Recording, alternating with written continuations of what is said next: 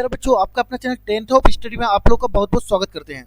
तो जी हाँ प्यारे बच्चों, कैसे हैं? उम्मीद है कि आप लोग अच्छे और स्वस्थ होंगे और इस समय पढ़ाई कर रहे होंगे। तो जी हाँ प्यारे बच्चों, आज हम आपके बीच क्लास 10th के मोस्ट इंपोर्टेंट क्वेश्चनों को इस वीडियो में कवर करने वाला हूं, जो सामाजिक विज्ञान के मोस्ट इंपोर्टेंट क्वेश्चन है। तो जी हाँ प्यारे बच्चों, आज हम आपके बीच जो है देख लीजिएगा ऑब्जेक्टिव के कुछ प्रश्नों को कवर कराएंगे, जो 16 ऑब्जेक्टिव क्वेश्चन है प्यारे बच्चों। इनके बाद जो है 7 सब्जेक्टिव क्वेश्चनों को कवर कराएंगे। ठीक है, आप शुरू से लेकर अंत तक बने रहिएगा प्यारे बच्चों। ठीक है, आपके लिए बहुत ही हेल्पफुल होने वाला है प्यारे बच्चों। ठीक है, आइए क्वेश्चन नंबर 1 को सॉल्व करते हैं बहुत ही तेजी के साथ। ठीक है प्यारे बच्चों, क्वेश्चन नंबर 1 पे कहता है, ध्यान से देखिएगा कि युद्ध और शांति, वार एंड पीस पुस्तक किसने लिखी है? ए कहता है कि प्लेखानोव, बी कहता है टॉलस्टॉय, सी में कहता है कि कार्ल मार्क्स और डी में कहता है तुर्गेनेव। तो क्वेश्चन नंबर 1 का राइट जो आंसर जो हो जाएगा प्यारे बच्चों, बी हो जाएगा, जो टॉलस्टॉय ने लिखी है। ठीक है, अगर आपको पूछ लेगा युद्ध और शांति, वार एंड पीस पुस्तक किसने लिखी है, तो टॉलस्टॉय दे देंगे ऑप्शन में। ठीक है, आइए क्वेश्चन नंबर 2 पे कहता है प्यारे बच्चों कि कार्ल मार्क्स की पुस्तक का नाम क्या था? ये ए में कहता है युद्ध और शांति, बी कहता है दास और कैपिटल, सी में कहता है कम्युनिस्ट मैनिफेस्टो और डी में कहता है बी एंड सी दोनों। क्वेश्चन नंबर 2 का राइट आंसर जो हो जाएगा प्यारे बच्चों, बी हो जाएगा। क्या हो जाएगा? बी हो जाएगा प्यारे बच्चों कि दास कैपिटल था। ठीक है, कार्ल मार्क्स का पुस्तक का नाम क्या था?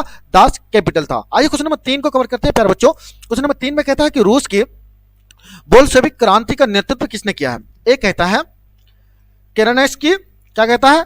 केरेनेस्की, और बी में कहता है ट्रोट्स्की, और सी में कहता है लेनिन, और डी में कहता है स्टोलिन। क्वेश्चन नंबर 3 का राइट जो आंसर जो हो जाएगा प्यारे बच्चों, सी हो जाएगा। क्या हो जाएगा? सी हो जाएगा प्यारे बच्चों, आपका लेनिन हो जाएगा। ठीक है, क्या हो जाएगा? लेनिन हो जाएगा प्यारे बच्चों। आइए क्वेश्चन नंबर 4 को कवर करते हैं कि समाजवादियों की बाइबिल किसे कहा जाता है? समाजवादियों की बाइबिल किसे कहा जाता है? सोशल कॉन्ट्रैक्ट को, बी में कहता है कि दास कैपिटल को, सी में कहता है कि अप्रैल थीसिस को, और डी में कहता है इनमें से कोई नहीं। क्वेश्चन नंबर 4 का राइट जो आंसर जो हो जाएगा प्यारे बच्चों, बी हो जाएगा। क्या हो जाएगा? बी हो जाएगा, दास कैपिटल को कहा जाता है। ठीक है, आइए क्वेश्चन नंबर 5 को कवर करते हैं कि साम्यवादी शासन का पहला प्रयोग कहां हुआ है? ए कहता है रूस में, बी कहता है जापान में, सी में कहता है चीन में, डी में कहता है क्यूबा में। क्वेश्चन नंबर 5 का राइट जो आंसर जो हो जाएगा प्यारे बच्चों, ए हो जाएगा कि ए हो जाएगा, जो रूस में साम्यवादी शासन का पहला प्रयोग हुआ है। आइए क्वेश्चन नंबर 6 को कवर करते हैं प्यारे बच्चों। क्वेश्चन नंबर 6 पे कहता है कि कार्ल मार्क्स का जन्म कहां हुआ है? इंग्लैंड में, बी कहता है जर्मनी में, सी में कहता है इटली में, डी में कहता है रूस में। क्वेश्चन नंबर 6 का राइट जो आंसर जो हो जाएगा प्यारे बच्चों, बी हो जाएगा। क्या हो जाएगा? बी हो जाएगा, जर्मनी में कार्ल मार्क्स का जन्म हुआ है। ठीक है, कार्ल मार्क्स का जन्म कहां हुआ है? जर्मनी में हुआ है प्यारे बच्चों। ठीक है, आइए क्वेश्चन नंबर 7 को कवर कहते हैं कि हाँ, बोल्शेविक यानी क्रांति कब हुई है? बोल्शेविक क्रांति कब हुई है? जनवरी 1905, बी कहता है फरवरी 1917, सी में कहता है नवंबर 1917, डी में कहता है मई 1919।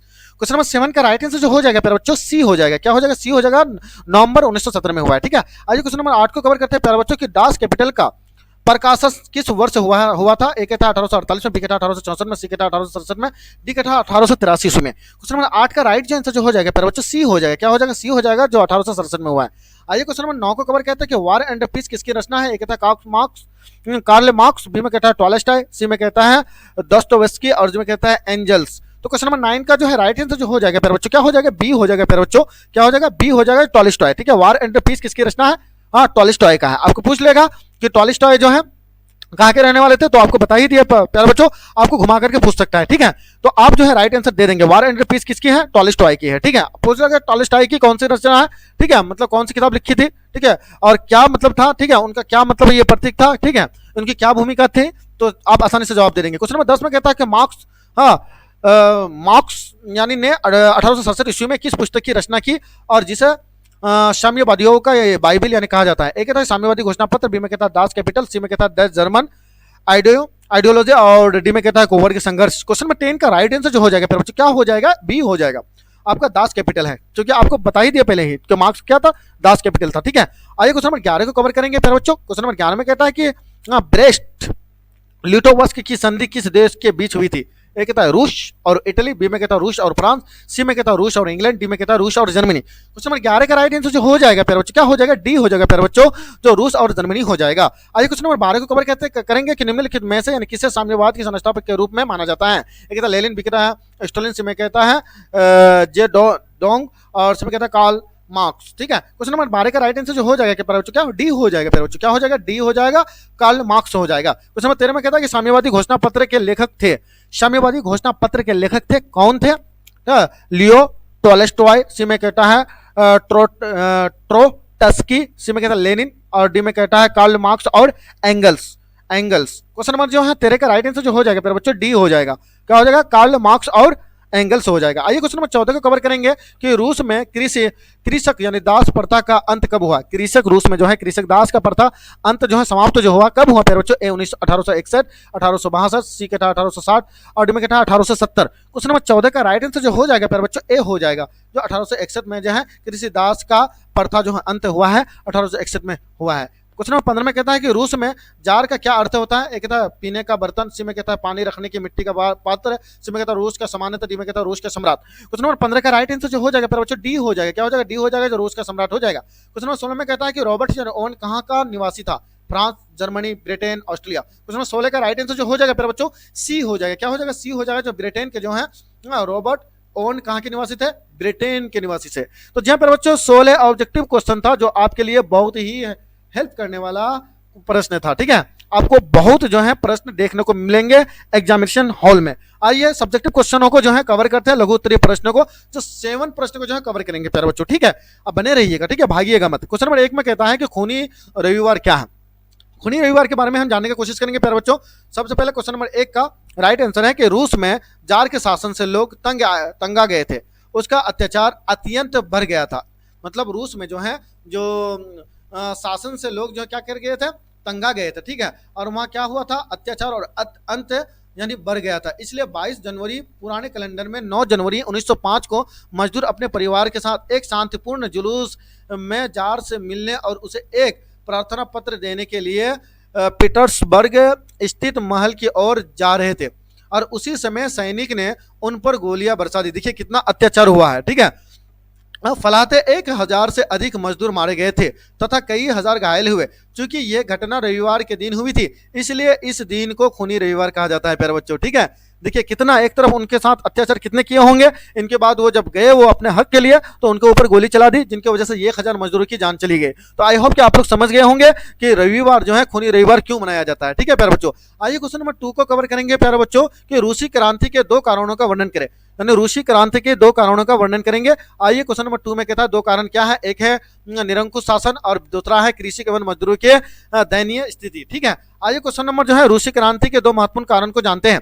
तो कहता है कि निरंकुश शासन, निरंकुश शासन वो कारण है, वो शासन है कि क्रांति का एक महत्वपूर्ण यानी कारण जारशाही की निरंकुशता था। यानी रूस का जार हमेशा विरोधियों को कठोर से कठोर दंड दिखाया करता था। लोगों को किसी प्रकार की स्वतंत्रता नहीं थी, आजादी नहीं थी, फ्रीडम नहीं थी।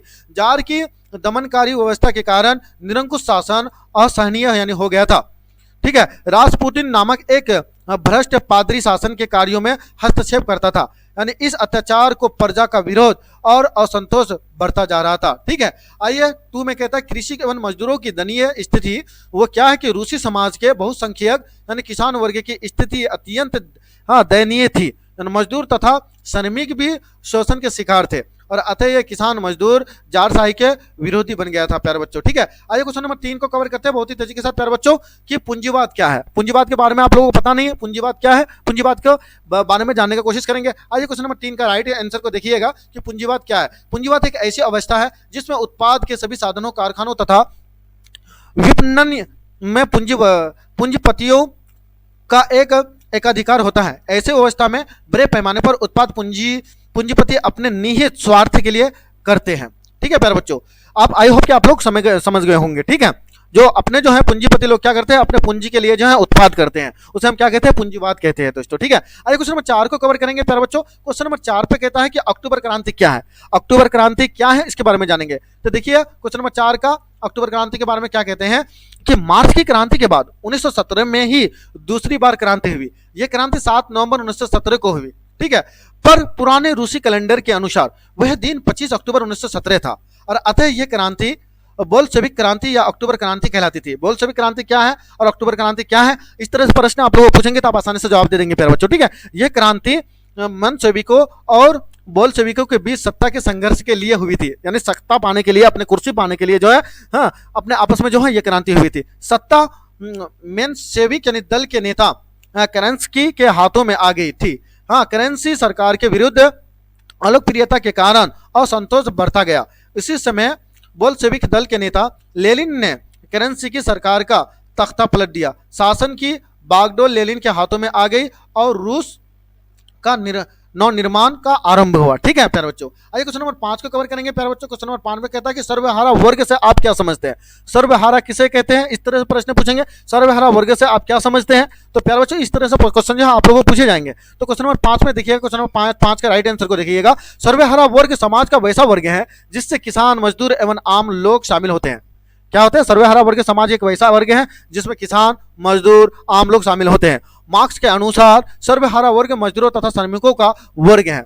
किसका है, मार्क्स के अनुसार क्या है, मजदूरों तथा श्रमिकों का वर्ग है सर्वहारा। ठीक है, और जो सुविधा विहीन यानी वर्ग था जिससे कोई अधिकार प्राप्त नहीं था और यह पूंजीपतियों के द्वारा शोषित तथा अपेक्षित था प्यारे बच्चों। ठीक है, आइए क्वेश्चन नंबर 5 को कवर करेंगे प्यारे बच्चों। क्वेश्चन नंबर 5 में क्वेश्चन नंबर 6 को कवर करेंगे, साम्यवाद एक नई आर्थिक एवं सामाजिक व्यवस्था थी कैसे। यानी साम्यवाद एक नई आर्थिक एवं सामाजिक व्यवस्था थी कैसे थी, तो इसके बारे में जानेंगे प्यारे बच्चों। ठीक है, क्वेश्चन नंबर 6 का राइट आंसर को देखेंगे कि रूस में क्रांति के बाद नई सामाजिक आर्थिक व्यवस्था की स्थापना हुई। सामाजिक असमानता समाप्त कर दी गई थी। वर्गहीन समाज का निर्माण कर रूसी समाज का परंपरागत स्वरूप में बदल दिया गया। पूंजीपति और जमींदार वर्ग का उन्मूलन कर दिया गया। समाज में एक ही वर्ग रहा जो साम्यवादी नागरिक का था। यानी काम के अधिकार को संवैधानिक अधिकार बना लिया गया था। व्यक्तिगत संपत्ति समाप्त कर पूंजीपतियों का क्या किया, वर्चस्व यानी समाप्त कर दिया गया। ठीक है, देश की सारी संपत्तियां का राष्ट्रीयकरण कर दिया गया। इस प्रकार एक वर्गहीन और शोषण मुक्त समाज आर्थिक व्यवस्था की स्थापना हुई। यानी इस प्रकार हम कह सकते हैं कि रूसी क्रांति के बाद साम्यवाद एक नई आर्थिक एवं सामाजिक व्यवस्था थी। आइए लास्ट क्वेश्चन नंबर को जो है कवर करेंगे प्यारे बच्चों। ठीक है, अगर चैनल को सब्सक्राइब नहीं किए हैं तो चैनल को सब्सक्राइब कर लीजिए। कार्ल मार्क्स के विषय में आप क्या समझते हैं, आपको पूछ लेगा कार्ल मार्क्स के विषय में आप क्या समझते हैं। ठीक है, तो क्वेश्चन नंबर 7 में कहता है, लास्ट क्वेश्चन है प्यारे बच्चों। ठीक है, क्वेश्चन नंबर 7 में कहता है कि कार्ल मार्क्स का जन्म जर्मनी के राइन प्रांत के ट्रियर नगर में एक यहूदी परिवार में हुआ था। इसको याद रखेंगे। ठीक है, आपको पूछ लेगा कि कार्ल मार्क्स का कहाँ हुआ था जन्म, इतना, और कब हुआ था, कहाँ पर हुआ था, इस तरह से पूछ लेगा। ठीक है, ऑब्जेक्टिव में मार्क्स पर रूसी मॉन्टेस्क्यू एवं हिगले की विचारधारा का गहरा प्रभाव था। मार्क्स और एंगल्स ने मिलकर 1848 में कम्युनिस्ट मैनिफेस्टो अथवा साम्यवादी घोषणा पत्र का प्रकाशित किया।